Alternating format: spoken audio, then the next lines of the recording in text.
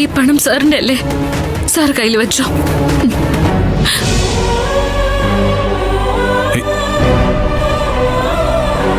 സാറിനോട് എനിക്ക് ദേഷ്യമൊന്നുമില്ല. സാറിനെ സഹായിക്കാൻ നോക്കിയതാണെന്ന് എനിക്ക് നന്നായിട്ട് അറിയുകയും ചെയ്യാം. പക്ഷെ ഈ കടം ഇങ്ങനെ വീട്ടാൻ എനിക്ക് ഉദ്ദേശമില്ല സാർ. ഇത് ഞാനും എന്റെ അച്ഛനൊക്കെ പണിയെടുത്ത് വീട്ടണം. അപ്പോഴേ ഞങ്ങളുടെ മേൽവിലാസത്തിന് ഒരർത്ഥം ഉണ്ടാവും. ഞാൻ ഈ പണം സംഘടിപ്പിക്കും സാർ. ഞാൻ ആ പണം കൊണ്ട് എത്രയും പെട്ടെന്ന് പത്മ മാഡത്തിന്റെ മുന്നിലേക്ക് വരികയും ചെയ്യും. ആ പണം സംഘടിപ്പിച്ചിട്ട് മാത്രമേ ഞാൻ ഇനി അങ്ങോട്ട് വരൂ.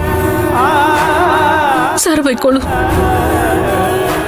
നന്ദിനി, ഞാൻ പറയുന്നത് കേക്ക്. എടോ, അറ്റ്ലീസ്റ്റ് വേറെ ആരുടെയും കയ്യിൽ നിന്ന് പണം പലിശയ്ക്ക് വാങ്ങുന്നതിന് പകരം താൻ എന്റെ കയ്യിൽ നിന്ന് വാങ്ങിക്കേ. പലിശ തന്നേ പറ്റുമെന്ന് നിർബന്ധമാണെങ്കിൽ ഞാനത് വാങ്ങാം. വേണ്ട സാർ, ഇക്കാര്യത്തില് എനിക്കിത്തിരി വാശിയുണ്ടെന്ന് കൂട്ടിക്കോ. അത് എന്റെ കുടുംബത്തിന്റെ അന്തസ്സിനെ ഓർക്കുമ്പോഴുള്ള വാശിയാ. ഞാൻ പോവാ സാർ. നന്ദിനി,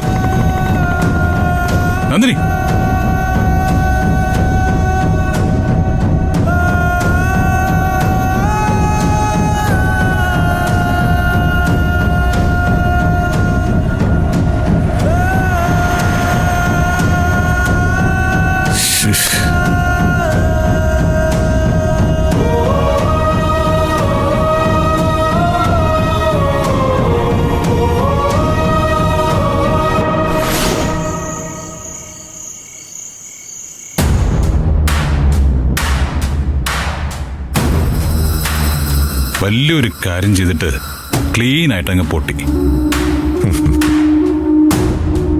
പണം എന്റെ കയ്യിൽ തന്നിട്ട് പോകുമ്പോ അയാള് നല്ല വാശിയിലാണ് സംസാരിച്ചത്.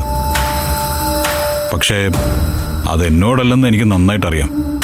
എന്റെ സഹായങ്ങളൊക്കെ അയാൾ നിഷേധിക്കുമ്പോൾ സത്യത്തില് എനിക്ക് അയാളോട് റെസ്പെക്ട് കൂടുക.